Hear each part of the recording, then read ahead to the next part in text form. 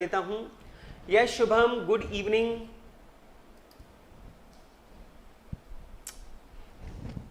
Yes guys, जल्दी से मुझे बता दीजिए कि क्या मेरी आवाज आप तक ठीक से आ रही है।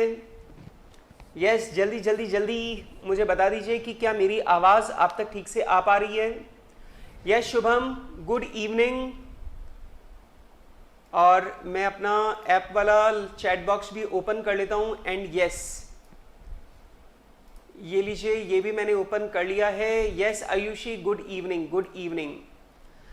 Yes Shubham, good evening. Ayushi, good evening. और जल्दी से मुझे जवाब दीजिए कि क्या मेरी आवाज आप तक बिल्कुल ठीक से आ रही है, क्योंकि अगर मेरी आवाज आप तक बिल्कुल ठीक से आ रही है तो उसके बाद में मैं आपके साथ में डिस्कशन शुरू करूंगा। अपनी पढ़ाई जो है वो मैं आप लोगों के साथ में शुरू कर दूंगा। और शुभम मुझे बोल रहे हैं sir looking smart today. Shubham एक बात बताओ दोस्त, मतलब आज मैं स्मार्ट लग रहा हूं, सिर्फ आज? मुझे लगा तुम ऐसा लिखोगे सर आज भी आप स्मार्ट लग रहे हो, मतलब it should be like that. Shubham तुमने तो आज मेरा मतलब दिल तोड़ दिया है। मतलब अब वीकेंड पूरा मैं मतलब दुखी रहने वाला हूं। अब मैं बस यही सोचूंगा कि मैं आज ही अच्छा लग रहा था, ठीक है। और मैं रोजाना सोचा करता था कि मैं हमेशा अच्छा लगता हूं, ठीक है।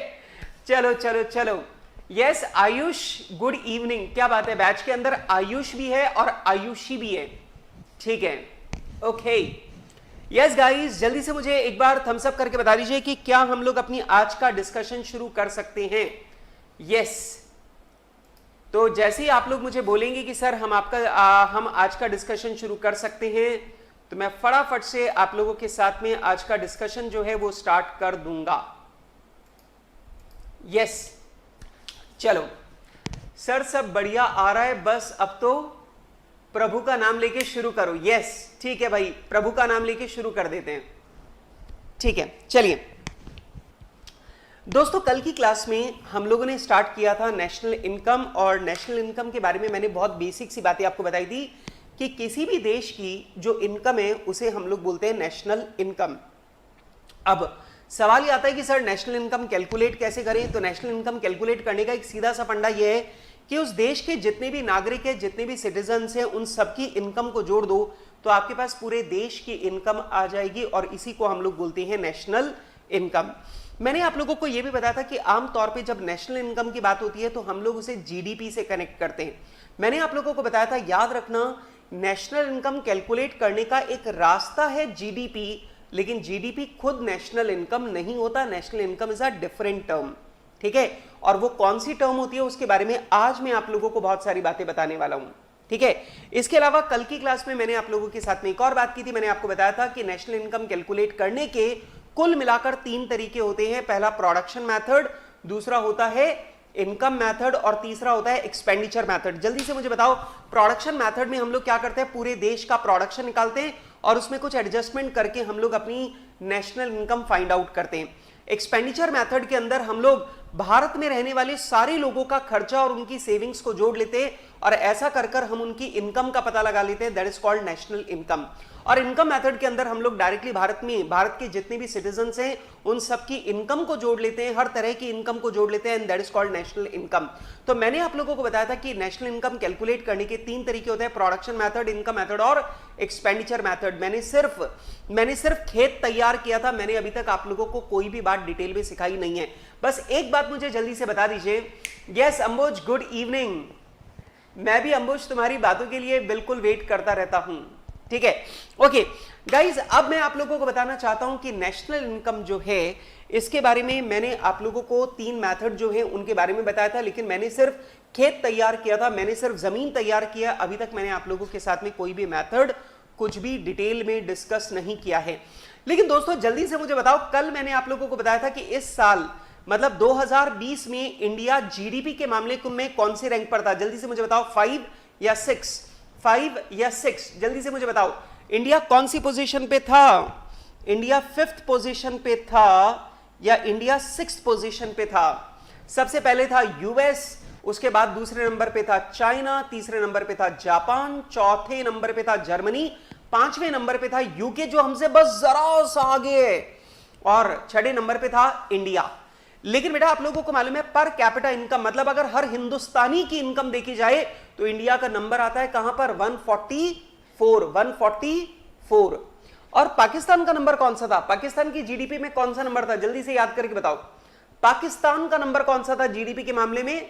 मुझे जहां तक ध्यान पड़ता है पाकिस्तान का नंबर शायद 47 था, है ना? यस शुभम, बिल्कुल हम लोग जल्दी ही 5th पोजीशन वापस एक्वायर करने वाले हैं। इस साल हम लोग वापस 5th पोजीशन पर आ जाएंगे और हम अंग्रेजों को दिखा देंगे, अंग्रेजों पोजीशन छोड़ो, ठीक है? यस, चलो दोस्तों, अब आप लोग मेरे साथ में सबसे पहले मुझे बता दीजिए कि हमने पॉइंट नंबर 1 हम लोग लिख रहे थे, अब आप यहां पे मेरे साथ में पॉइंट नंबर 2 डाल दीजिए।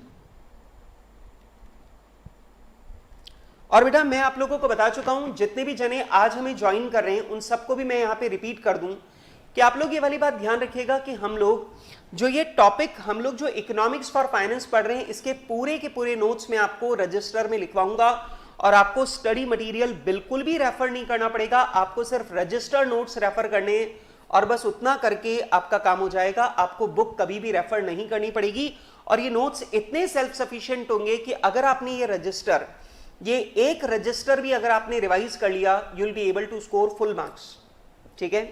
चलो, वैसे मैं आपको एक और बात बता दूं कि मैं आप लोगों को ये पूरी बातें, ये पूरी इकोनॉमिक्स फॉर फाइनेंस इतनी जबरदस्त तरीके से क्लास के अंदर रटा दूंगा, एक एक जने को मैं इतनी बुरी तरह ये वाली चीजें रटा दूंगा कि रात को मम्मी जब आपको उठाएंगी और मम्मी पूछेगी बेटा बेटा बेटा शुभम ये लो दूध का ग्लास, दूध पी लो, और तुम मम्मी को उठकर नींदों में बोलोगे देखो मम्मी नेशनल इनकम कैलकुलेट करने के 3 ही तरीके होते हैं, या तो प्रोडक्शन या फिर इनकम या फिर एक्सपेंडिचर, और ध्यान रखना मम्मी एक्सपेंडिचर में एक्सपेंडिचर प्लस सेविंग दोनों को लेते हैं, ठीक है ना? मतलब इतनी जबरदस्त तरीके से तुम्हें याद हो जाएगा, ठीक है? चलो लेट्स स्टार्ट गाइस। तो मेरे साथ में सबसे पहला अब आप लोग पॉइंट नंबर 2 डाल दीजिए, significance of national income.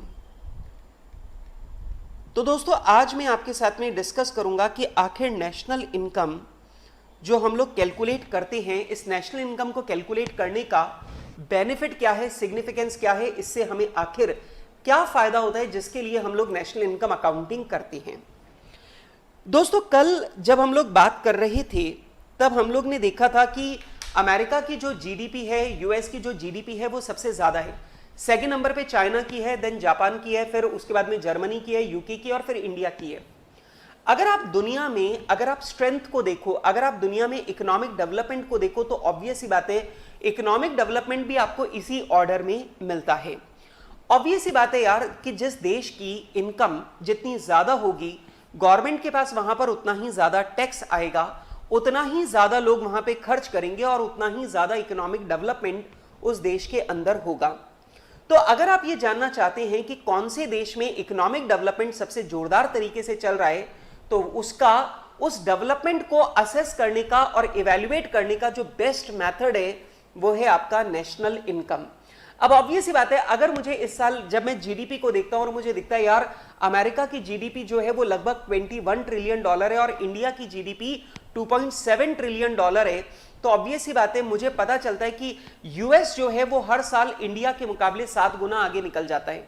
India की इकोनॉमी लगभग $3 ट्रिलियन की मान लेते हैं राउंड फिगर में, और यूएस की $21 ट्रिलियन की है, तो यूएस की इकोनॉमी 7 गुना है। तो ऑब्वियस ही बात है अमेरिका के अंदर जो डेवलपमेंट हो रहा है वो इंडिया के मुकाबले 7 गुना ही हो रहा है। मतलब हर साल अमेरिका भारत से लगभग 6 साल आगे निकल जाता है, क्योंकि 6 गुना ज्यादा मतलब $18 ट्रिलियन की इकोनॉमी ज्यादा है, तो वो हमसे 6 साल आगे निकल जाता है हर साल। इसीलिए तो बोलते हैं कि यूएस में अगर आप जाकर के देखो तो इंडिया में आने के बाद में लगता है कि हम लोग गांव में रह रहे हैं। तो नेशनल इनकम अकाउंटिंग से आपको पता चलता है कि कौन सा देश कितनी तेजी से इकोनॉमिक डेवलपमेंट कर रहा है। तो बेटा पॉइंट नंबर ए, अब यहां पे मैं 3 शब्द बोलूंगा, ये तीनों शब्द याद रखने, क्योंकि ये तीनों शब्द आपको जरूर से लिख करके आने, अदरवाइज आपको नंबर नहीं मिलेंगे, ठीक है ना? इसलिए पहला लिखो, पॉइंट नंबर ए लिखो, national income accounting. National income accounting पूरा लिखना, मैंने शॉर्ट में लिखा है, आप पूरा लिखना। National income accounting is a comprehensive, comprehensive का मतलब होता है ये सब कुछ कवर कर रहा है, is a comprehensive comma conceptual, मतलब लॉजिकल, लॉजिक बेस्ड है, एंड अकाउंटिंग मतलब रिकॉर्ड करने वाला, accounting framework, framework which helps us to assess and evaluate, assess and evaluate economic development, economic development of a country, economic development of a country. तो सबसे पहली बात तो ये कि जब आप नेशनल इनकम अकाउंटिंग करते हो तो ये जो नेशनल इनकम अकाउंटिंग है ये एक कॉम्प्रिहेंसिव मतलब सब कुछ कवर करने वाला, कॉन्सेप्चुअल मतलब लॉजिकल, अकाउंटिंग मतलब चीजों को रिकॉर्ड करके डिसाइड करने वाला एक फ्रेमवर्क है, जिससे हमें ये पता चलता है कि इस पर्टिकुलर कंट्री के अंदर जो इकोनॉमिक डेवलपमेंट चल रहा है वो कैसा चल रहा है, और वो ज्यादा चल रहा है कम चल रहा है, वो असेस करने और इवैल्यूएट करने में नेशनल इनकम अकाउंटिंग हमारी मदद करता है।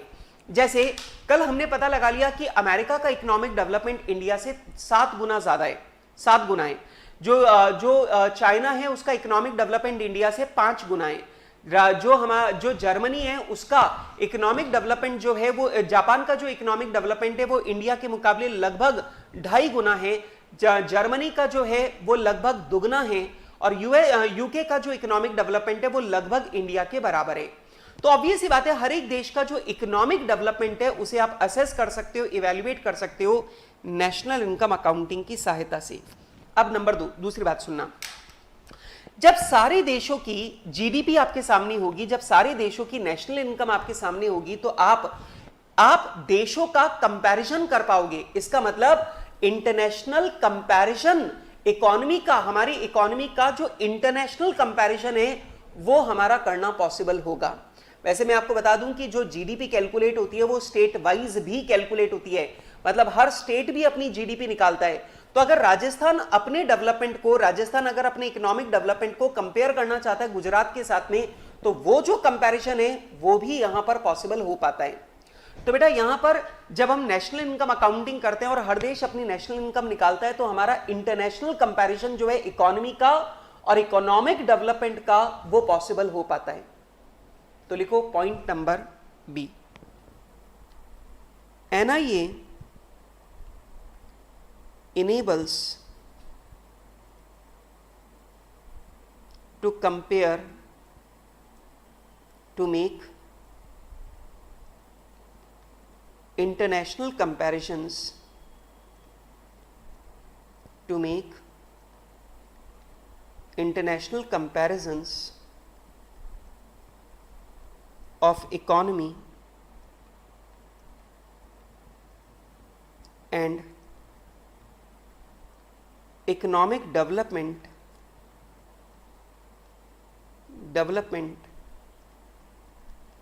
between various countries,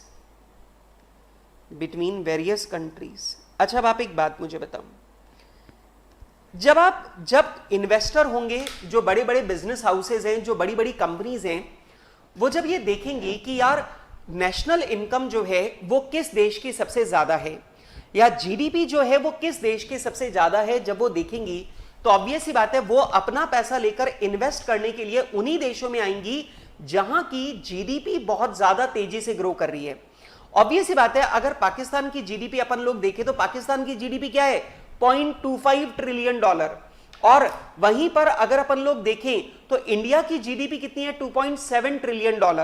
अब ऑब्वियस ही बात है कि अगर मान लो एक कंपनी है और उस कंपनी को अगर मौका मिलता है कि वो पाकिस्तान के अंदर पैसा लगाए या इंडिया के अंदर पैसा लगाए, तो उनको पता है पाकिस्तान की इकोनॉमी जो है वो डूब रही है और वहां पर उन्होंने पैसा लगाया तो उनको उतनी बढ़िया ग्रोथ नहीं मिलेगी। लेकिन अगर वही पैसा इंडिया के अंदर लगाया तो उन लोगों को, इंडिया के अंदर लगाया तो उनको ज्यादा ग्रोथ मिलेगी।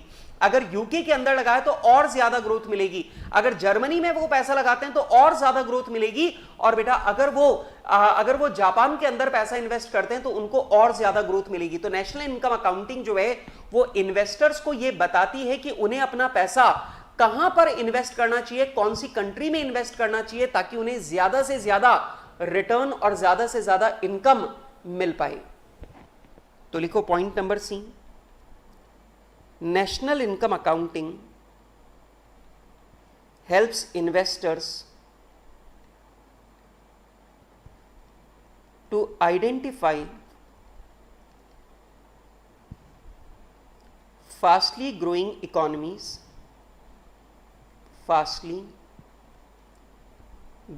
economies, या fastly growing countries, so that they take better investment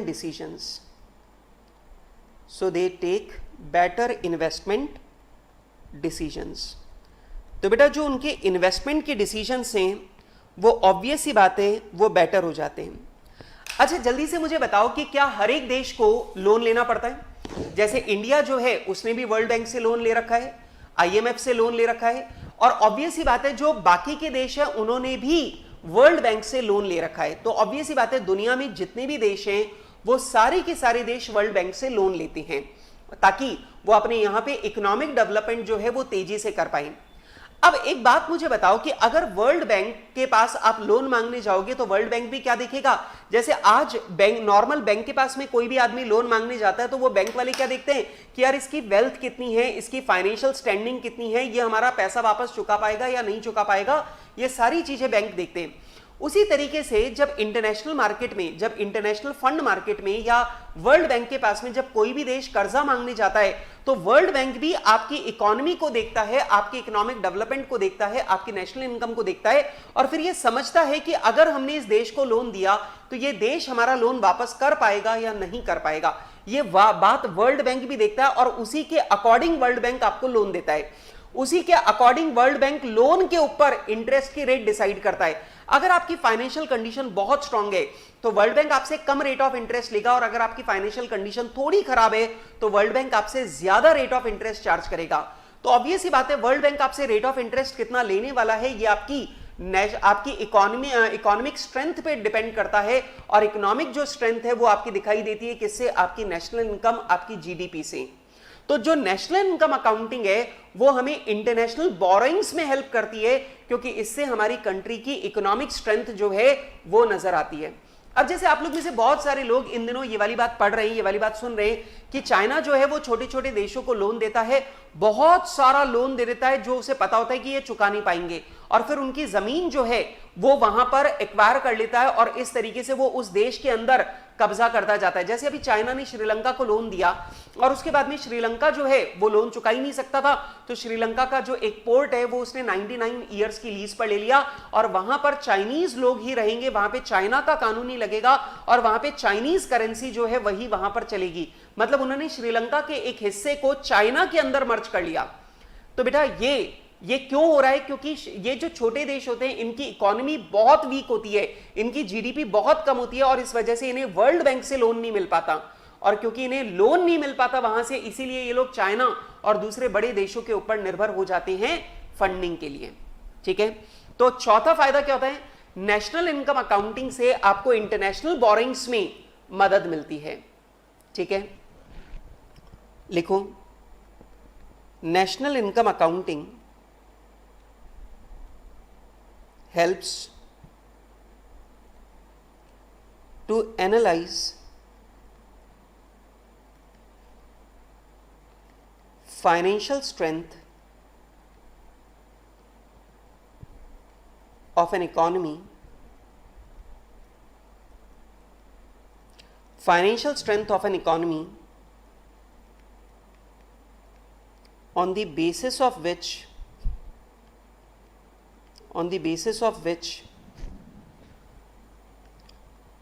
international funding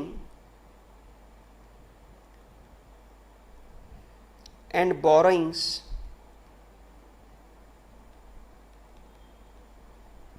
are made available,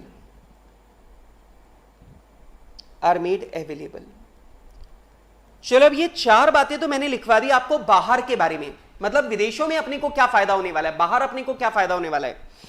अब बात करते हैं घर की। अब जरा ध्यान से समझना बेटा, जब अपन नेशनल इनकम अकाउंटिंग करते हैं तो आपको याद होगा कल मैंने आपको नेशनल इनकम का, इंडिया की जीडीपी का मैंने सेक्टर वाइज बाइफरकेशन भी आपको बताया था। तो मैंने आप लोगों को बताया था जब हम लोग नेशनल इनकम अकाउंटिंग करते हैं तो हमें यह पता चलता है कि हमारा कौन सा सेक्टर, हमारे कौन सा सेक्टर जीडीपी में कितना कंट्रीब्यूट कर रहा है। इसकी सहायता से हमें यह पता चलता है कि देश के अंदर कौन सा सेक्टर ग्रो कर रहा है और कौन सा सेक्टर नीचे जा रहा है। अब गवर्नमेंट क्या करती है, जो सेक्टर ग्रो कर रहा है उसके ऊपर टैक्स ज्यादा लगा देती है ताकि उधर से रेवेन्यू खींचा जाए, और जो सेक्टर डूब रहा होता है इसको सब्सिडी दे देती है ताकि इस सेक्टर को दोबारा रिवाइव किया जा सके। आप लोग जानते हैं गवर्नमेंट का मोटिव कभी प्रॉफिट कमाना नहीं होता, मतलब गवर्नमेंट का जो मोटिव होता है वो देश के हर एक नागरिक को सुखी रखना, एजुकेटेड रखना, उसे एम्प्लॉयड रखना, यही हमारी गवर्नमेंट का टारगेट होता है। अब ऑब्वियस सी बात है कि अगर एक सेक्टर जो है वो अगर खत्म हो जाए, एक सेक्टर अगर खत्म हो जाए तो देश के लाखों लोग बेरोजगार हो जाएंगे। जैसे मैं आपको एक बात बताता हूं कि पहले एक जमाना था जब इंडियन कारपेट इंडस्ट्री जो है वो बहुत रिच इंडस्ट्री हुआ करती थी। गवर्नमेंट, मतलब जो इंडियन कारपेट इंडस्ट्री है, ये कारपेट पूरी दुनिया में एक्सपोर्ट किए जाते थे। लेकिन उसके बाद में चाइना आया और चाइना ने हैंडमेड कारपेट की जगह मशीन मेड कारपेट लेकर के आ गया, और जो चाइनीज कारपेट है उनकी कॉस्ट इतनी कम हो गई कि जो इंडियन कारपेट्स हैं वो बिकना बंद हो गए और इंडियन कारपेट इंडस्ट्री पूरी तरह खत्म हो चुकी है। और इस वजह से इंडियन कारपेट इंडस्ट्री पूरी तरीके से खत्म हो गई। और आप लोगों को शायद ये वाली बात पता नहीं होगी कि भारत में करीब करीब 8 लाख लोग कारपेट इंडस्ट्री के बंद होने की वजह से बेरोजगार हो गए। अब ऑब्वियस सी बात है गवर्नमेंट को इन 8 लाख लोगों को भी रोजगार देना है, तो ऑब्वियस ही बात है गवर्नमेंट अगर अपनी जीडीपी पे कंसंट्रेट कर रही होती है और गवर्नमेंट अगर सेक्टर वाइज एनालिसिस कर रही होती तो गवर्नमेंट क्या करती है, जो कारपेट इंडस्ट्री है इसको सब्सिडी देती, और कारपेट इंडस्ट्री को सब्सिडी दे देती तो कारपेट, जो इंडियन कारपेट्स हैं उनकी कॉस्ट भी चाइनीज कारपेट के मुकाबले बराबरी पर आ जाती और ये जो कारपेट इंडस्ट्री है वो खत्म नहीं होती। तो गवर्नमेंट को क्या करना है कि सारे सेक्टर्स को चालू रखना है, सारे सेक्टर्स को जिंदा रखना है, और इसके लिए गवर्नमेंट को जीडीपी कैलकुलेट करना बहुत जरूरी है, तभी हर एक सेक्टर जो है उसका डेवलपमेंट गवर्नमेंट की नजर में आ पाएगा। ठीक है, चलो लिखो फटाफट से। यस लिखो, national income accounting helps to calculate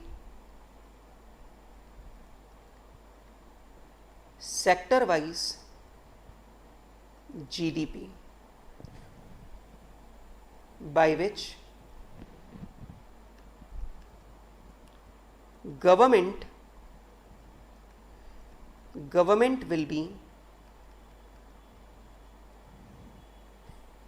will be able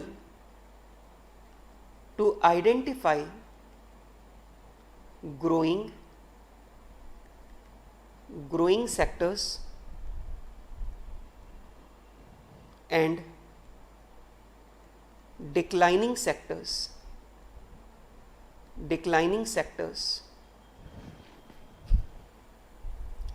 This will help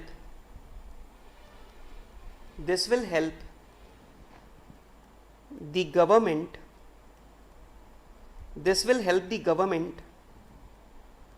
to make suitable policies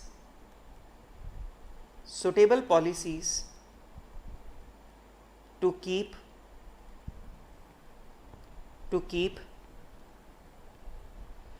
all these sectors growing,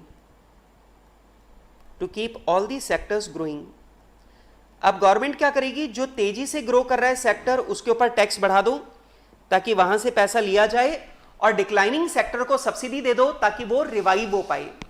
ठीक है, अच्छा अब एक बात मुझे बताओ, आप सब लोग अब सीए कर रहे हो, आप लोगों को टैक्स रेट वगैरह सबके बारे में पता है, आप लोग को सबको मालूम है कि हर साल बजट आता है और बजट में हमारी जो फाइनेंस मिनिस्टर है निर्मला सीतारमण जी, वो क्या करती हैं, वो हर साल अपनी जो नई टैक्स रेट्स है वो लेकर के आती हैं, नए स्लैब्स जो हैं वो लेकर के आती हैं। अब एक बात मुझे बताओ कि जब ये फाइनेंस मिनिस्टर जब अपना बजट बनाता है तो क्या वो सीधे डिसाइड कर लेता है चलो एक काम करो स्लैब कितना था, अरे अरे मुंशी जी यार वो स्लैब कितना था अपना वो एग्जेम्पशन लिमिट वाला, अच्छा ठीक है एक काम करो अब की बार उसे 1 लाख रुपए का स्लैब बढ़ा दो। आपको क्या लगता है फाइनेंस मिनिस्टर जो बजट बनाता है क्या वो बजट इस तरीके से बनते हैं कि मतलब फाइनेंस मिनिस्टर ने पूछा हाँ यार स्लैब क्या रखना है, अच्छा ये ठीक है चलो एक काम करो 2 लाख रुपए स्लैब बढ़ा दो, एक काम करो टैक्स की रेट 10% से बढ़ाकर 12% कर दो, इस बार टैक्स की रेट 30% से बढ़ाकर 35% कर दो, एक काम करो इस बार कोरोना सेस लगा दो। तो क्या गवर्नमेंट जो बजट बनाती है वो क्या ऐसे रैंडम बजट बनते हैं? नहीं। अब मैं आपको समझाता हूं, ध्यान रखना। गवर्नमेंट के पास बहुत सारे सॉफ्टवेयर्स हैं, गवर्नमेंट के पास बहुत सारे सॉफ्टवेयर्स हैं। अब गवर्नमेंट के पास बहुत सारे सॉफ्टवेयर हैं, गवर्नमेंट क्या करती है ये जो सॉफ्टवेयर हैं इन सॉफ्टवेयर के अंदर गवर्नमेंट डेटा फीड करती है। अब गवर्नमेंट ने इसके अंदर डेटा डाला कि अगर हम लोग एग्जेम्पशन लिमिट को 1 लाख अगर बढ़ा दें, एग्जेम्पशन लिमिट को अगर हम 1 लाख बढ़ा दें तो उस कंडीशन में हमारे टैक्स कलेक्शन पर कितना असर पड़ेगा, हमारे खर्चों पर कितना असर पड़ेगा, गवर्नमेंट कितने लॉस में आ जाएगी या टैक्स कलेक्शन जो है वो इंक्रीज हो जाएगा, हमारी पूरी की पूरी इकोनॉमी के ऊपर इसका क्या इफेक्ट आएगा, वो सॉफ्टवेयर पूरा का पूरा इफेक्ट कैलकुलेट करके बता देता है। अब जरा समझना, जैसे मान लीजिए कि अब जीएसटी की रेट है, अब जीएसटी की जो रेट है वो गवर्नमेंट ने क्या किया कि गवर्नमेंट अपने सॉफ्टवेयर के अंदर डालेगी कि अगर हम लोग जीएसटी की रेट 18% से बढ़ाकर 28% कर दें तो इससे हमारी इनकम पर कितना असर पड़ेगा, हमारी चीजें कितनी महंगी हो जाएंगी, पेट्रोल के ऊपर इसका कितना इफेक्ट आएगा, डीजल के ऊपर इसका कितना इफेक्ट आएगा, कंज्यूमर के ऊपर इसका कितना इफेक्ट आएगा, इन्फ्लेशन इफेक्ट इसका कितना बनेगा, वो सारी की सारी चीजें ये सॉफ्टवेयर जो है वो कैलकुलेट करके बता देता है। तो ऑब्वियस ही बात है जो हमारी गवर्नमेंट है वो इस सॉफ्टवेयर के अंदर बहुत माथाफोड़ी करती है, डेटा फीड कर करके बार बार एनालिसिस करके सामने लेकर के आते हैं और उसके बाद ये लोग अपनी बजट को डिसाइड करते हैं कि इस बार बजट के अंदर क्या लेकर के आना है। समझ लो मेरी बात को। अब बात आती है ये जो सॉफ्टवेयर है इसको हम लोग बोलते हैं इकोनॉमिक मॉडल। क्या बोलते हैं? Economic model. इकोनॉमिक मॉडल, ये जो सॉफ्टवेयर है इसको हम लोग बोलते हैं इकोनॉमिक मॉडल। अब ऑब्वियस ही बात है गवर्नमेंट को पॉलिसीज बनानी है, उसके बाद में पॉलिसीज को असेस करना है, इवैल्यूएट करना है कि जो हमने पॉलिसीज बनाई वो सफल रही या नहीं रही। वो सारा का सारा जो इवैल्यूएशन है वो कैसे होगा, वो इस सॉफ्टवेयर के अंदर डेटा फीड करके होगा। और ऑब्वियस ही बात है इस सॉफ्टवेयर को बनाने के लिए बेसिक डेटा कहां से आएगा? नेशनल इनकम अकाउंटिंग से। तो बेटा नेशनल इनकम अकाउंटिंग जब हम लोग करते हैं तो हमें अपनी इकोनॉमी के बारे में सारी की सारी जानकारियां मिल जाती हैं। उस सारी की सारी जानकारी को हम लोगों ने सॉफ्टवेयर के अंदर डाला और एक ऐसा हमने सॉफ्टवेयर डेवलप किया जिसमें हम लोग हर एक चीज का वेरिएशन डालते हैं और उसका फाइनल आउटकम हमें पता चल जाता है कि इस बदलाव से हमारी इकोनॉमी में क्या क्या इफेक्ट आने वाले हैं। वो सॉफ्टवेयर हमें सारी की सारी जो इफेक्ट है वो बता देता है। और बेटा ये जो सॉफ्टवेयर है, ये सॉफ्टवेयर में डेटा कौन सा काम में आता है? जो नेशनल इनकम अकाउंटिंग से डेटा आता है वो। तो नेशनल इनकम अकाउंटिंग से जो डेटा आएगा उसे सॉफ्टवेयर बनेगा और सॉफ्टवेयर से हम लोग अपनी सारी इकोनॉमिक पॉलिसीज को डेवलप कर पाएंगे, असेस कर पाएंगे, इवैल्यूएट कर पाएंगे कि जो हमने पॉलिसीज बनाई वो सफल रही या असफल रही। ठीक है? यस गाइस, जल्दी से मुझे बताओ, बात समझ में आ रही है? यस, ये बताओ जो हमारा बजट बनता है वो सॉफ्टवेयर की सहायता से बनता है या मुंशी जी से पूछ के बनता है? हाँ मुंशी जी बताओ इस बार स्लैब क्या रखना है, जल्दी बताओ कैसे बनता है? यस यस यस, जल्दी से मुझे बताओ कैसे बनता है बजट? यस, चलो लिखो फटाफट से।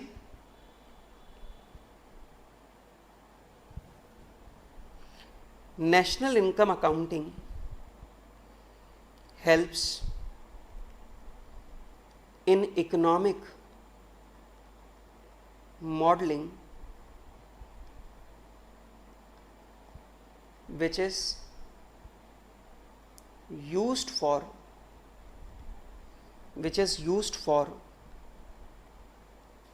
development,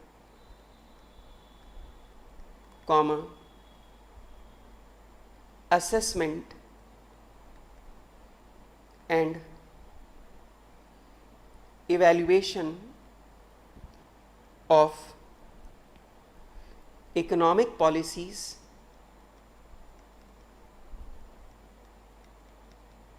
by government, economic policies by government. हाँ जी, तो बेटा एनआईए जो है ये इकोनॉमिक मॉडलिंग में हेल्प करता है। और बेटा ये जो इकोनॉमिक मॉडलिंग है मतलब वो सॉफ्टवेयर वाली बात, ठीक है?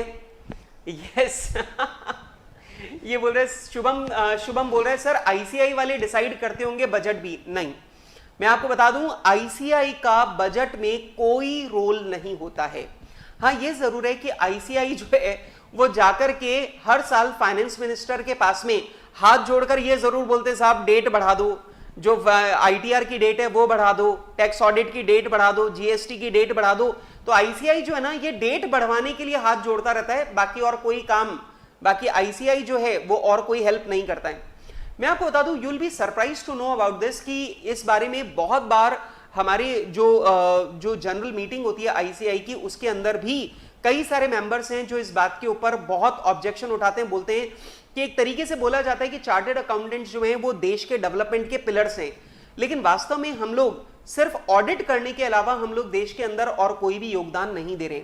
आप एक बात को सोचो, हमें इतनी इकोनॉमिक्स पढ़ाई जा रही है और उसके बावजूद अगर हम लोग गवर्नमेंट के साथ में हमारा इंटरवेंशन नहीं है, गवर्नमेंट को हम लोग किसी तरह की गाइडलाइंस नहीं प्रोवाइड कर पाते, गवर्नमेंट के साथ में हम लोग किसी भी तरह के बजट डिस्कशन में इन्वॉल्व नहीं होते, that's a very bad indication. तो इस बात के ऊपर बहुत ज्यादा बवाल होता है कि चार्टर्ड अकाउंटेंट्स जो है वो अपनी उतनी बड़ी जगह, आईसीआई उतनी बड़ी जगह नहीं बना पाया है, ठीक है? चलो आइए दोस्तों, इसके बाद में हम लोग लिखते हैं लास्ट पॉइंट। और लास्ट पॉइंट क्या? एक बात मुझे बताओ कि जब आप लोग जीडीपी इवैल्यूएट करते हो, तो जब आप जीडीपी का सेक्टर वाइज इवैल्यूएशन करते हो, यस चलो अब मेरी बात को ध्यान से सुनो दोस्तों। अब यहां पे पॉइंट को जरा ध्यान से समझना कि जब हम लोग जीडीपी का एनालिसिस करते हैं, नेशनल इनकम का जब हम लोग एनालिसिस करते हैं, तो हमें यह पता चलता है कि देश में कौन से प्रोडक्ट की डिमांड, कौन से सेक्टर की डिमांड ज्यादा है, कौन से सेक्टर के अंदर सप्लाई जो है वो कम है, और हमें किस सेक्टर के अंदर कॉन्सेंट्रेट करना चाहिए। मतलब वो सारी की सारी जो चीजें हैं वो आपको पता लग पाती हैं। एक बात मुझे बताओ कि क्या आपको ऐसा लगता है कि आने वाले वर्ष में जब जीडीपी निकाली जाएगी तब जो हेल्थ इक्विपमेंट्स हैं और जो फार्मा कंपनीज हैं उनका जीडीपी के अंदर बहुत बड़ा योगदान होगा, या फिर जितने भी हॉस्पिटल्स हैं, हॉस्पिटल इंडस्ट्री जो है उनका जीडीपी के अंदर बहुत बड़ा योगदान रहेगा? ऑब्वियस ही बात है। क्यों? क्योंकि इस साल हमने सबने देखा है कि हॉस्पिटल्स ने बहुत ज्यादा इनकम जनरेट किया, बहुत ज्यादा पैसा कमाया है इस कोविड काल में, तो ऑब्वियस ही बात है उनका जीडीपी के अंदर योगदान बहुत बड़ा दिखेगा। तो क्या होता है कि जब आप जीडीपी को एनालाइज करते हो, जब आप नेशनल इनकम को एनालाइज करते हो, तो आपको पता चलता है कि कौन से प्रोडक्ट की डिमांड देश में सबसे ज्यादा ग्रो कर रही है, और जितने भी इंडस्ट्रियलिस्ट हैं वो सब लोग उसी जगह पे चले जाएंगे, वो सब लोग उसी जगह पे अपना पैसा लगाएंगे, उसी चीज के प्रोडक्शन पर वो अपना ध्यान देंगे। सही बात है? तो लिखो बेटा last point, national income accounting helps to identify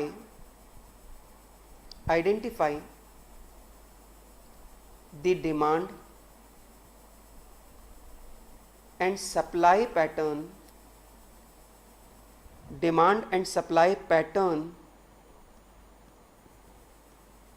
of various goods and services,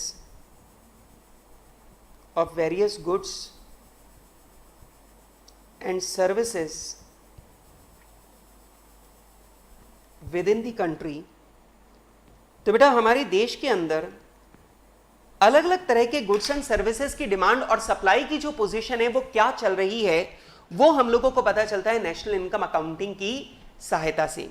तो बेटा यहां पे जल्दी से ध्यान से देखो मेरे साथ में, मैंने आपको बताया नेशनल इनकम अकाउंटिंग हम लोग क्यों करते हैं। सबसे पहली बात कि नेशनल इनकम अकाउंटिंग से हमें किसी भी देश के अंदर होने वाले इकोनॉमिक डेवलपमेंट का पता चलता है।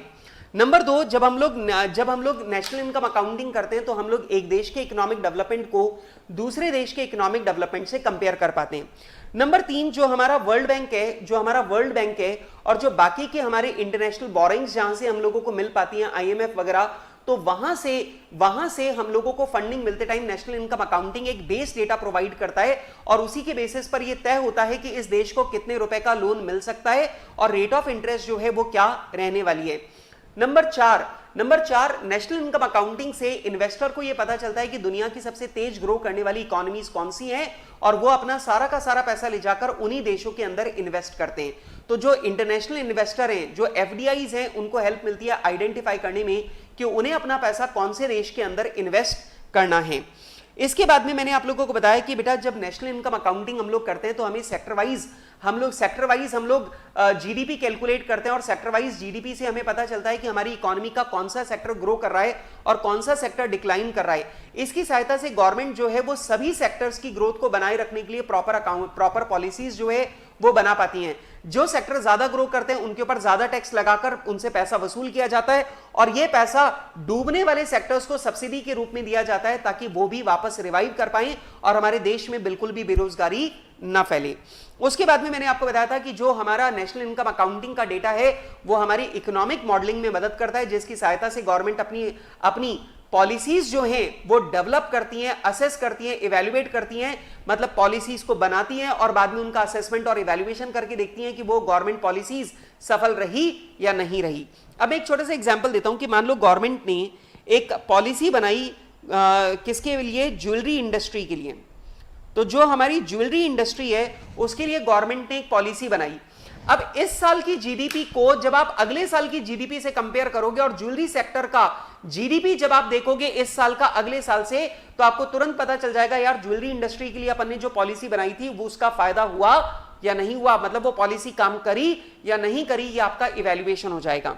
एंड लास्ट वन, जब आप लोग नेशनल इनकम अकाउंटिंग करते हो, जब आप लोगों के पास में ये पता चल जाता है कि हमारे देश के अंदर कौन से गुड्स एंड सर्विसेज की कितनी डिमांड चल रही है, कितनी सप्लाई चल रही है, मतलब कौन से प्रोडक्ट में हमें फैक्ट्री लगाना, कौन से प्रोडक्ट की इंडस्ट्री लगाना हमारे लिए सबसे ज्यादा फायदेमंद रहने वाला है, वो सारी की सारी चीजें नेशनल इनकम अकाउंटिंग से आपको पता चल जाती हैं।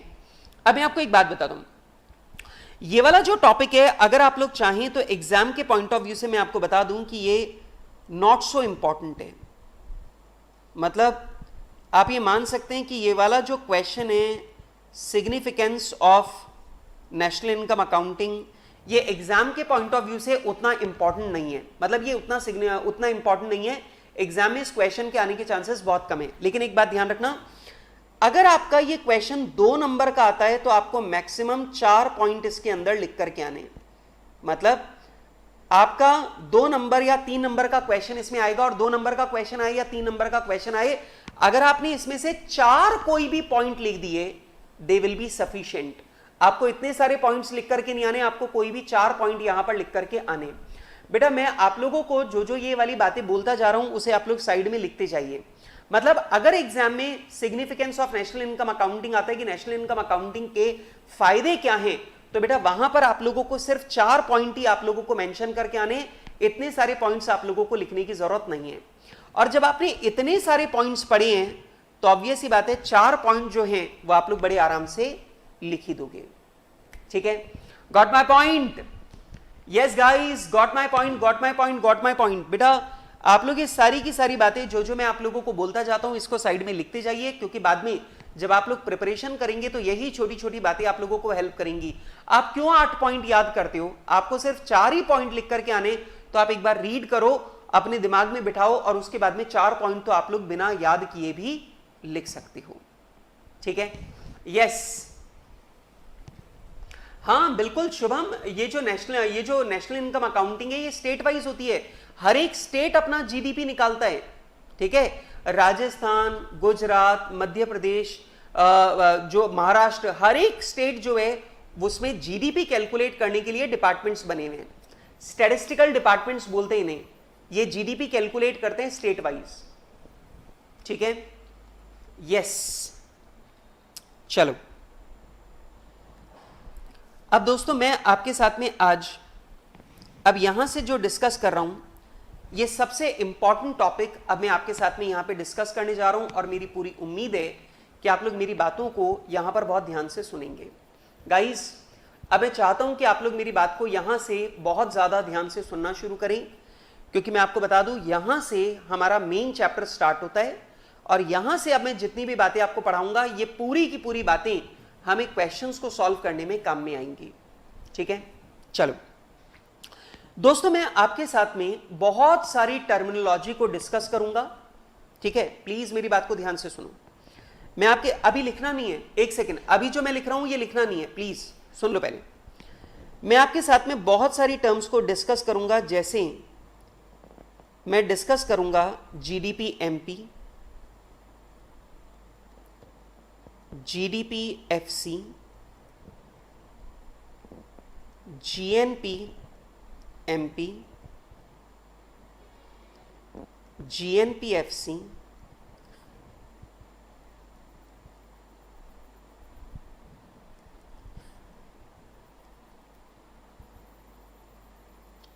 एनडीपी एमपी,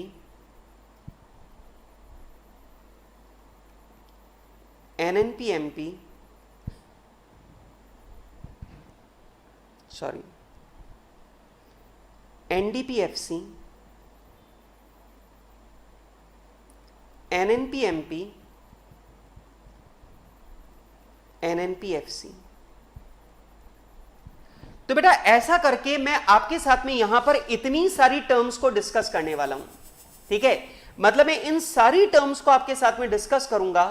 और वैसे मैं आपको बता दूं, जब मैं आपको बोल रहा था कि जीडीपी नेशनल इनकम नहीं होती है, तो मैं आपको बता दूं ये जो दिख रहा है ना एनएनपीएफसी, इस एनएनपीएफसी को हम लोग बोलते हैं नेशनल इनकम।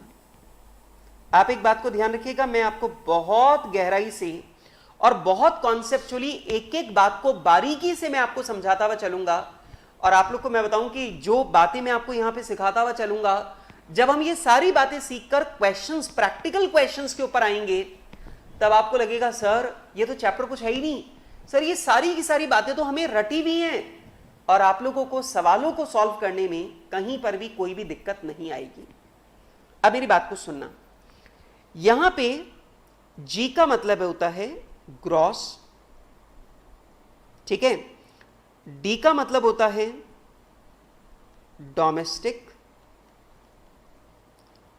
एन का मतलब होता है नेशनल, एमपी का मतलब होता है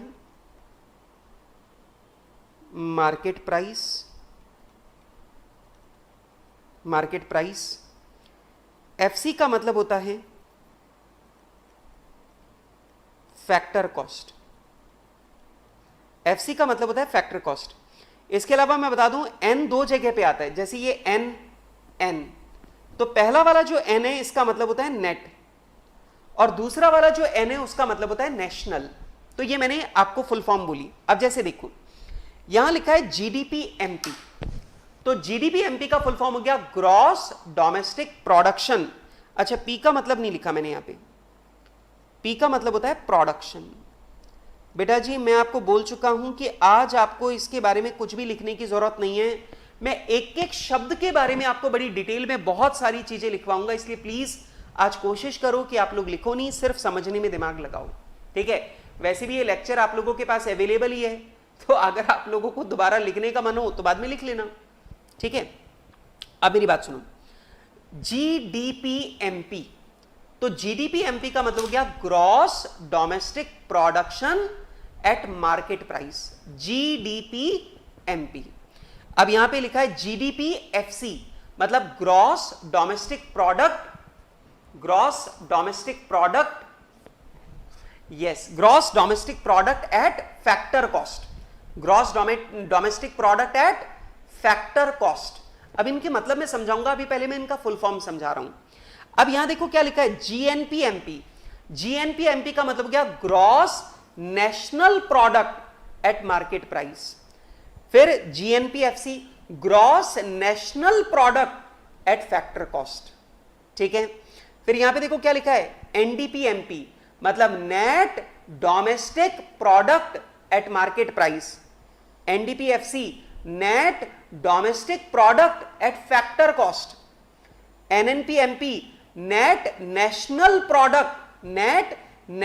प्रोडक्ट एट मार्केट प्राइस और net national product at factor cost. और मैं आपको ये वाली बात बता ही चुका हूं कि ये जो net national product eight factory cost at factor cost है, यही नेशनल इनकम कहलाता है। अब मैं तुम्हें बताऊं कि पूरी दुनिया में जब हम लोग नेशनल इनकम की बात करते हैं तो हर कोई जीडीपी एमपी के बारे में बात करना शुरू कर देता है, जीडीपी एट मार्केट प्राइस के बारे में बात करना शुरू कर देता है। लेकिन ध्यान रखना, GDP MP is not national income. Net national product at factor cost is called national income. मतलब ये जीडीपी जो है वो तो नेशनल इनकम तक पहुंचने का एक रास्ता है, वो खुद नेशनल इनकम नहीं है। क्लियर है मेरी बात? यस। तो पहली बात तो मैंने यहां पे इनमें आपको मतलब बताया। जी का मतलब ग्रॉस, डी का मतलब डोमेस्टिक, पी का मतलब प्रोडक्शन। पहले एन का मतलब होता है नेट और दूसरे एन का मतलब होता है नेशनल। नेट नेशनल, ठीक है। एमपी का मतलब होता है मार्केट प्राइस और एफसी का मतलब होता है फैक्टर कॉस्ट। मैंने अभी तक सिर्फ नाम की बात की है, मैंने इनके मतलब अभी तक आप लोगों को नहीं बताए हैं, ठीक है। आइए दोस्तों मेरे साथ में जरा अब दूसरी बात को सुनिए। ये मेरी हो गई पहली बात। अब मेरी दूसरी बात सुनेंगे। सर दूसरी बात सुने? हाँ बेटा दूसरी बात आपको सुननी पड़ेगी सर, ठीक है।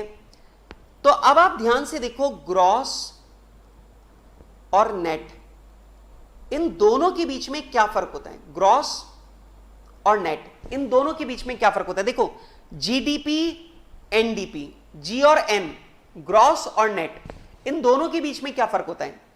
बेटा ग्रॉस जो होता है इसके अंदर डेप्रिसिएशन भी इंक्लूडेड होता है। और अगर मैं डेप्रिसिएशन को हटा दूं, अगर मैं डेप्रिसिएशन को हटा दूं तो ये बन जाएगा नेट। मतलब ग्रॉस का मतलब होता है डेप्रिसिएशन मिलाकर और नेट का मतलब होता है डेप्रिसिएशन हटाकर।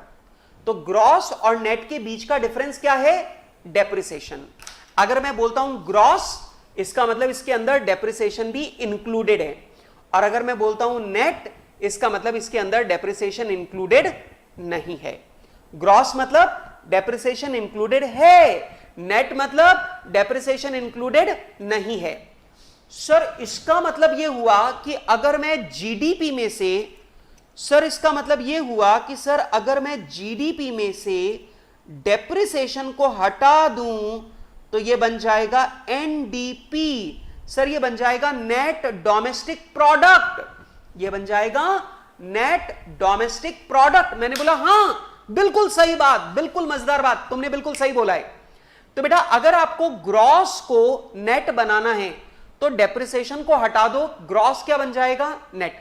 बेटा एक बात को समझिए, मैं आप लोगों को अभी ये नहीं समझा रहा जीडीपी क्या होता है। मैं अभी ये सब कैलकुलेट करना, सारी बातें आपको सिखाऊंगा। अभी मैं बहुत छोटी छोटी बारीकी, मतलब मैं बेबी स्टेप लेकर के चल रहा हूं। मैं छोटी छोटी बातें, छोटे छोटे टुकड़ों में आपको ये वाली बातें सिखाता हुआ चल रहा हूं, ताकि जब मैं मेन बात पर आऊंगा तो आपको लगेगा अरे सर ये तो कुछ है ही नहीं, ये तो बच्चों वाली बातें हैं। इसलिए मैं आपके साथ में तैयारी कर रहा हूं। देखो अभी मैं खेत जोत रहा हूं, अभी मैं तैयारी कर रहा हूं, अभी मैं कॉन्सेप्ट सिखा नहीं रहा हूं। तो जल्दी से मुझे बताओ कि दोस्तों अगर मुझे ग्रॉस को नेट बनाना है तो ग्रॉस को नेट बनाने के लिए, अगर मुझे ग्रॉस को नेट बनाना है तो दोस्तों मुझे जल्दी से बताओ कि ग्रॉस को नेट बनाने के लिए मुझे क्या करना होगा? सर हमें डेप्रिसिएशन को माइनस करना होगा, डेप्रिसिएशन को माइनस करना होगा। अगर हम लोग डेप्रिसिएशन को हटा दें तो ग्रॉस बन जाएगा नेट। मतलब जीडीपी में से अगर आप डेप्रिसिएशन को माइनस कर दो तो वो बन जाएगा NDP, net domestic product, net domestic product. ठीक है बात? अच्छा सर, ओके सर, अब आप ये बताओ सर, ग्रॉस से नेट वाली बात तो हमें समझ में आ गई कि डेप्रिसिएशन हटा दो तो ग्रॉस बन जाएगा नेट। अब बात आती है डोमेस्टिक से नेशनल की। सर ये ग्रॉस डोमेस्टिक प्रोडक्ट और ग्रॉस नेशनल प्रोडक्ट, इन दोनों में क्या फर्क है? डोमेस्टिक और नेशनल में क्या फर्क है? सर ये बताओ बेटा, डोमेस्टिक में और नेशनल में फर्क होता है, एक बार ये समझ लो। वैसे मैं आपको बता दूं, तीन ही चीजों में फर्क समझाना है मुझे, ग्रॉस और नेट का फर्क, डोमेस्टिक और नेशनल का फर्क, और मार्केट प्राइस और फैक्टर कॉस्ट का फर्क। मुझे बस ये 3 फर्क समझाने आपको। सर चलो अब आप इधर उधर की बातें मत करो, सर आप इधर उधर की बातें करने लग जाते हो, सर आप डोमेस्टिक और नेशनल का फर्क बताओ। बेटा डोमेस्टिक का मतलब होता है भारत की धरती पर। डोमेस्टिक का मतलब क्या होता है? भारत की धरती पर, मतलब भारत की धरती पर जो भी माल बना है that is called domestic. Bharat की धरती पर जो भी प्रोडक्शन हुआ है, चाहे वो किसी इंडियन ने किया हो चाहे वो किसी फॉरेनर ने किया हो, दैट इज कॉल्ड डोमेस्टिक। मतलब मेरी बात सुनो, ये भारत की धरती है, भारत की धरती पर कोई इंडियन प्रोडक्शन करे या कोई फॉरेनर प्रोडक्शन करे, वो प्रोडक्शन कहलाएगा डोमेस्टिक प्रोडक्शन।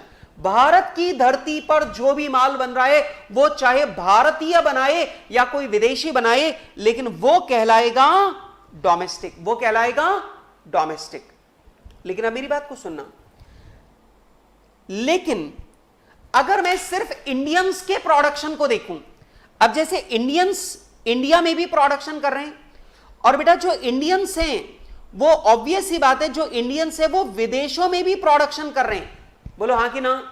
अरे ऑब्वियस सी बात है बेटा, इंडियंस जो हैं वो दुबई में जाकर के क्या कर रहे हैं? इंडियंस दुबई में जाकर के बिजनेस कर रहे हैं। तो ऑब्वियस सी बात है जो इंडियंस हैं वो विदेशों में इनकम कमा रहे हैं, और पाकिस्तानी जो हैं वो दुबई जाके क्या करते हैं? टैक्सी चलाते हैं।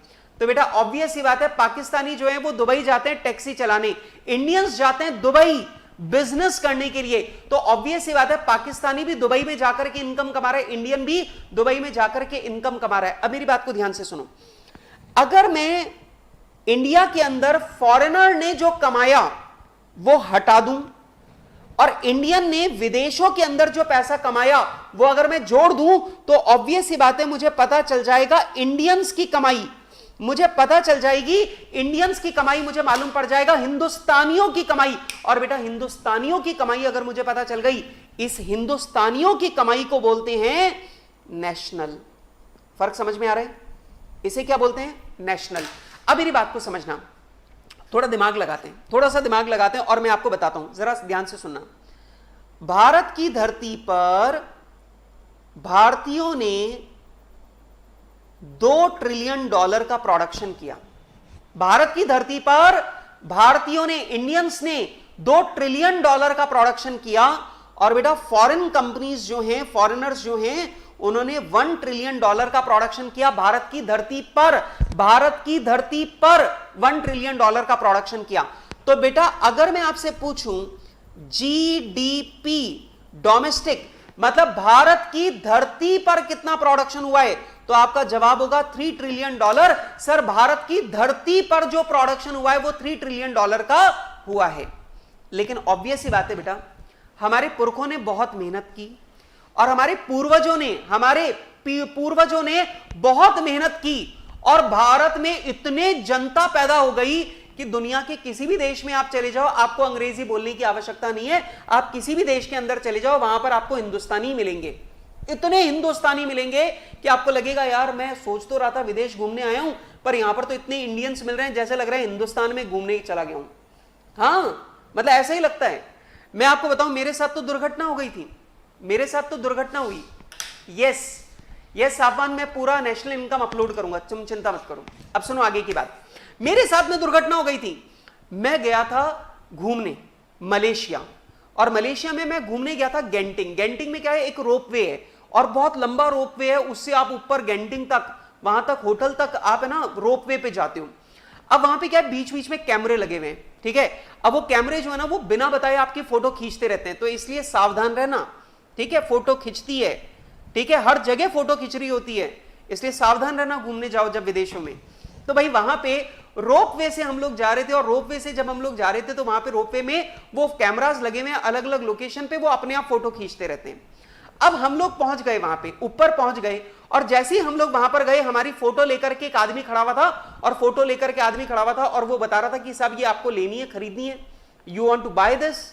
हमने बोला हाउ मच, और बेटा उसने हमें वहां पर अमाउंट बताया।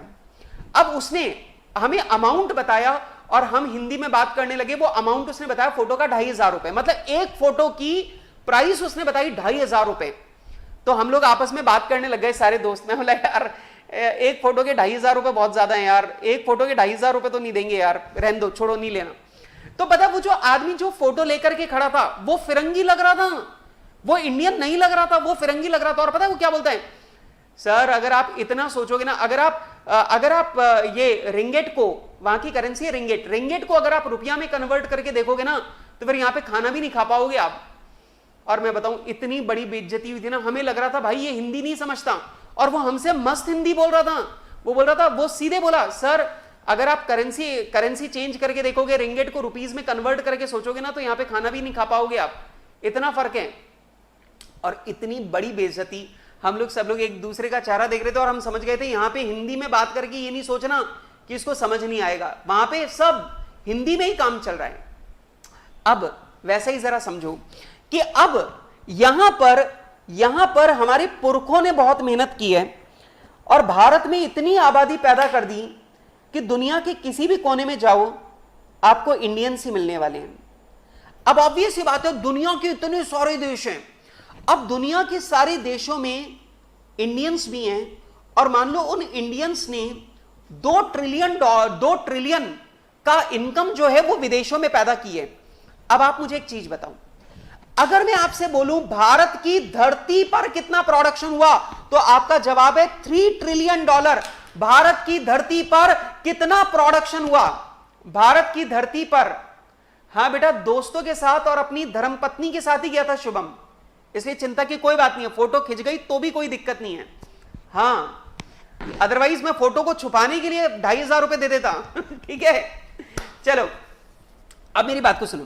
तो अगर तुमसे पूछा जाए भारत की धरती पर कितना प्रोडक्शन हुआ, तो तुम्हारा जवाब है 3 करोड़ रुपए। इसे बोलते हैं domestic production, gross domestic production, GDP. Bharat की धरती पर कितना प्रोडक्शन हुआ है। और दोस्तों अगर मैं तुमसे यह पूछूं कि इंडियंस की इनकम कितनी है, भारतीयों ने कितना पैसा कमाया, तो आपका जवाब होगा सर इंडियंस ने कमाया 2 ट्रिलियन यहां पे, 2 ट्रिलियन यहां पे, तो इंडियंस ने कमाया $4 ट्रिलियन। और बेटा इंडियंस ने कमाया $4 ट्रिलियन, इसे हम लोग बोलते हैं ग्रॉस नेशनल प्रोडक्ट, इसे हम लोग बोलते हैं ग्रॉस नेशनल प्रोडक्ट। इसका मतलब डोमेस्टिक का मतलब होता है भारत की धरती पर, और नेशनल का मतलब होता है इंडियन सिटीजन्स के द्वारा। मतलब भारत की धरती पर जो प्रोडक्शन हो रहा है that is called gross domestic production. और बेटा भारतीयों के द्वारा जो प्रोडक्शन किया जा रहा है, भारतीयों के द्वारा जो पैसा कमाया जा रहा है, that is called gross national production. तो नेशनल का मतलब होता है भारतीय, और बेटा डोमेस्टिक का मतलब होता है भारत की धरती पर। बताओ जल्दी से, दोनों के बीच में फर्क समझ में आ रहा है क्या? यस गाइस, जल्दी से मुझे बताओ, दोनों के बीच में समझ में आ रहा है फर्क? डोमेस्टिक का मतलब होता है भारत की धरती पर कोई भी कमाए, भारत की धरती पर जो कमाया गया है दैट इज कॉल्ड डोमेस्टिक। और बेटा इंडियंस के द्वारा भारत की धरती और विदेशों में मिलाकर भारतीयों के द्वारा जो पैसा कमाया जा रहा है उसे बोलते हैं नेशनल। क्या बोलते हैं? नेशनल। तो जल्दी से मुझे बताओ डोमेस्टिक और नेशनल के बीच का फर्क समझ में आ रहा है या नहीं आ रहा? जल्दी जल्दी जल्दी गाइस, जल्दी जल्दी जल्दी मुझे बताओ, डोमेस्टिक और नेशनल के बीच का फर्क समझ में आ रहा है? डोमेस्टिक मतलब भारत की धरती पर, और नेशनल का मतलब भारतीयों के द्वारा, चाहे भारत की धरती पर चाहे भारत के बाहर, मिलाकर के टोटल। यस, मेरे पास में शुभम का जवाब आ गया है, मेरे पास आयुषी का जवाब आ गया है, पर मेरे पास बाकी जनों का जवाब नहीं आता है। देखो भैया, मजा जो है ना, यस मजा जो है ना वो तभी आता है जब आप लोग चैट करते हो।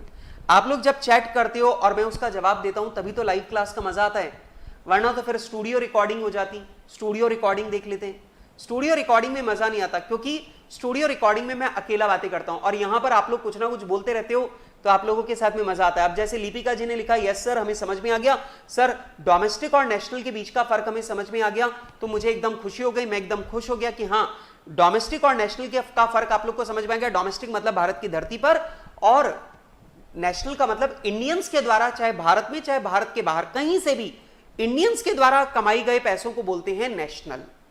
ठीक है, got my point? Yes, okay. वर्णन का जवाब भी आ गया, वर्णन ने भी बोल दिया सर समझ में आ गया। ओके बेटा, अब बात करते हैं मार्केट प्राइस और फैक्टर कॉस्ट के बारे में। मैं आपको बता दूं बेटा, ये factor cost is not cost, ये भी सेलिंग प्राइस है और ये भी सेलिंग प्राइस है। Please be very very careful about it. कई बच्चों को लगता है फैक्टर कॉस्ट का मतलब होता है कॉस्ट। नहीं नहीं नहीं नहीं, फैक्टर कॉस्ट कॉस्ट नहीं होती है बेटा। फैक्टर कॉस्ट भी सेलिंग प्राइस होती है और मार्केट प्राइस भी सेलिंग प्राइस होती है। मार्केट प्राइस भी सेलिंग प्राइस होती है। क्लियर है मेरी बात? तो दोनों सेलिंग प्राइस हैं, इसलिए यहां पर कॉस्ट नहीं है, बस नाम ही फैक्टर कॉस्ट है, पर है ये भी सेलिंग प्राइस। अब मेरी बात को सुनना, गवर्नमेंट जो आपने बिल देखा होगा, जब अपना बिल होता है, बिल्कुल अब मेरी बात को ध्यान से सुनिएगा, this is the last point two understand today. आपने को ये वाला जो पॉइंट है ये बहुत ध्यान से सुनना है, it is very very important. सुनना, आपने बिल देखा होगा, जैसे मैं कभी रेस्टोरेंट में जाता हूं, तो रेस्टोरेंट में जब मैं खाना खाने जाता हूं तो मेरा बिल आता है कि सर फूड जो है उसका बिल है 2000 का, फिर उसके ऊपर बेटा जीएसटी लगा हुआ होता है, ठीक है, और जीएसटी लगने के बाद में मान लो 18% जीएसटी लग गया 360, और ऐसा करके मेरा जो टोटल बिल आता है उसको हम लोग बोलते हैं 2360। ये हमारा टोटल बिल है। ऐसा ही आता है ना, ऐसा ही आता है। पहले बिल का, पहले सामान के पैसे लगे हुए होते हैं, फिर उसमें जीएसटी जुड़ा हुआ होता है, फिर हमारा टोटल पैसा होता है।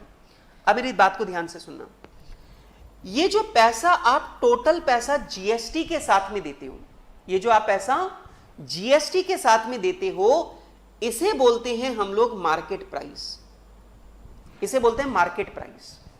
और बेटा ये जो हमारे सामान का पैसा है टैक्स के बिना, इसे हम लोग बोलते हैं फैक्टर कॉस्ट।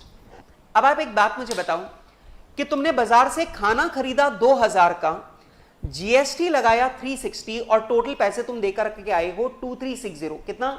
2360 रुपीस का टोटल बिल आप लोग पे करके आए हो। अब समझना, ये भी सेलिंग प्राइस है, ये भी सेलिंग प्राइस है, लेकिन ये जो सेलिंग प्राइस है ये इंक्लूडिंग टैक्स है, और ये जो सेलिंग प्राइस है ये सिर्फ सामान का पैसा है, इसमें टैक्स का पैसा शामिल नहीं है। सेलिंग प्राइस ये भी है, सेलिंग प्राइस ये भी है, ये दोनों सेलिंग प्राइस हैं, लेकिन 2360 टैक्स मिलाकर है, और बेटा जो 2000 है वो सिर्फ सामान की सेलिंग प्राइस है, उसमें टैक्स का पैसा शामिल नहीं है। अब ये जो सेलिंग प्राइस है, सामान की जो सेलिंग प्राइस है, इसे बोलते हैं फैक्टर कॉस्ट। और बेटा टैक्स का, जीएसटी का पैसा मिलाकर जो टोटल पैसे आप दे रहे हो, उसे बोलते हैं मार्केट प्राइस। उसे क्या बोलते हैं? Market price. उसे क्या बोलते हैं? Market price. तो बेटा आप जल्दी से मुझे बताओ, मैंने एक मोबाइल खरीदा, बहुत आराम से बताना, मैंने मोबाइल खरीदा, मोबाइल 15,000 का था, इसके ऊपर जीएसटी लगा, मान लेते हैं जीएसटी 18% ही मान लेते हैं जीएसटी, तो 15,000 पे 18% जीएसटी लग गया 2700 का, और टोटल बिल मुझे देना पड़ा 17,700। अब जल्दी से मुझे बताओ कि क्या 15,000 भी सेलिंग प्राइस है, ये भी सेलिंग प्राइस है, और ये भी सेलिंग प्राइस है? दोनों सेलिंग प्राइस है, दोनों में से कोई भी चीज कॉस्ट नहीं है, दोनों चीजें सेलिंग प्राइस हैं, लेकिन ये इंक्लूडिंग जीएसटी है, ये एक्सक्लूडिंग जीएसटी है। जो इंक्लूडिंग जीएसटी है इसे बोलते हैं मार्केट प्राइस, और बेटा जो एक्सक्लूडिंग जीएसटी है, जो सिर्फ सामान की सेलिंग प्राइस है, दुकानदार की जो प्राइस है, उसे हम लोग बोलते हैं फैक्टर कॉस्ट। तो एक बात ध्यान रखना, कभी भी कंफ्यूज मत हो जाना, फैक्टर कॉस्ट का मतलब कॉस्ट नहीं होता। फैक्टर कॉस्ट भी सेलिंग प्राइस है, लेकिन इनडायरेक्ट टैक्स को लिए बिना। और बेटा जो हमारी मार्केट प्राइस जिसे हम लोग बोलते हैं, that is selling price including GST. ठीक है, अब जल्दी से मुझे बताओ कि अगर मैं मार्केट प्राइस में से जीएसटी को हटा दूं तो क्या बचेगी? Factor cost. अगर मैं मार्केट प्राइस में से जीएसटी को हटा दूं तो क्या बचेगी? Factor cost. अब ध्यान से समझो, फैक्टर कॉस्ट कॉस्ट नहीं है, ये भी सेलिंग प्राइस है, but this is excluding GST, this is including GST. ठीक है, अब जल्दी से मुझे बताओ, इसके लॉजिक में आपको बाद में समझाऊंगा, पहले मुझे बताओ ग्रॉस और नेट के बीच में फर्क समझ में आता है? ग्रॉस का मतलब इंक्लूडिंग डेप्रिसिएशन, नेट का मतलब डेप्रिसिएशन हटाने के बाद। डोमेस्टिक और नेशनल में क्या फर्क है? डोमेस्टिक का मतलब भारत की धरती पर जो कमाई हुई है वो डोमेस्टिक है, नेशनल का मतलब इंडियंस के द्वारा जो कमाई की गई है वो नेशनल है। ठीक है, मार्केट प्राइस और फैक्टर कॉस्ट में क्या फर्क है? मार्केट प्राइस का मतलब सेलिंग प्राइस इंक्लूडिंग जीएसटी, और बेटा फैक्टर कॉस्ट का मतलब सेलिंग प्राइस एक्सक्लूडिंग जीएसटी। ठीक है, यस। शुभम तिवारी ने मुझे जवाब दे दिया था सर 15,000 फैक्टर कॉस्ट है और 17,700 मार्केट प्राइस है। गाइस जल्दी से मुझे बताओ कि आपको इन तीनों शब्दों का फर्क समझ में आ रहा है, ग्रॉस का और नेट का, डोमेस्टिक का और नेशनल का, मार्केट प्राइस का और फैक्टर कॉस्ट का, इन तीनों का मतलब अगर आपको समझ में आ रहा है तो मुझे जल्दी से बताइए, तो मैं अपनी बात आगे बढ़ा पाऊंगा। Yes, comment fast, comment fast, comment fast, जल्दी से। जिन्होंने पहले कमेंट कर दिया था वो लोग भी दोबारा कमेंट करके मुझे बताएंगे कि क्या आपको ग्रॉस और नेट के बीच का फर्क समझ में आ रहा है। नेट और ग्रॉस के बीच का फर्क डेप्रिसिएशन, डोमेस्टिक और नेशनल के बीच का फर्क, डोमेस्टिक मतलब भारत की धरती पर इंडियंस और विदेशी सबने मिलकर क्या कमाया, दैट इज डोमेस्टिक, और नेशनल का मतलब इंडियन सिटीजन्स ने इंडिया में और इंडिया के बाहर मिलाकर टोटल इंडियंस ने कितना पैसा कमाया। ठीक है, यस। अल्फा डोमेस्टिक का मतलब जो है वो भारत की धरती पर इंडियन और फॉरेनर दोनों ने मिलाकर कितना पैसा कमाया, दैट इज कॉल्ड डोमेस्टिक। और बेटा इंडियंस ने भारत के अंदर और भारत के बाहर मिलाकर इंडियंस ने कितना पैसा कमाया, दैट इज कॉल्ड नेशनल। ठीक है, और बेटा मार्केट प्राइस और फैक्टर कॉस्ट ध्यान रखना दोनों सेलिंग प्राइस हैं। मार्केट प्राइस मतलब इंक्लूडिंग जीएसटी और फैक्टर कॉस्ट मतलब एक्सक्लूडिंग जीएसटी। इवन दो इन बातों को अभी बहुत गहराई से समझना है क्योंकि इसमें और बहुत सारी चीजें हैं। मैंने अभी ये बात आपको बिल्कुल बेसिक तरीके से समझाने का प्रयास किया है। मैं हमेशा क्या बोलता हूं, पहले खेत तैयार करूंगा उसके बाद में बीज डालूंगा। तो अभी मैंने खेत तैयार कर दिया, मैंने ग्रॉस और नेट का फर्क बताया, डोमेस्टिक और नेशनल का फर्क बताया, मार्केट प्राइस और फैक्टर कॉस्ट का मतलब बताया। अगर ये वाली बात आपके दिमाग में जम गई है तो आप लोग मान सकते हैं कि आपको आधा चैप्टर तो आ गया साहब। अगर आपको ये तीन चीजें समझ में आ रही हैं, तीनों का फर्क समझ में आ रहा है, तो आधा चैप्टर तो आपको आ चुका है भाई। ठीक है, ओके गाइज, चलो चलिए दोस्तों, अब यहां पर मुझे दिख रहा है कि हमारी जो क्लास का टाइम है वो यहां पर फिनिश हो गया है, और क्लास का टाइम फिनिश हो गया है तो मुझे अपनी बात को यहां पर रोकना पड़ेगा।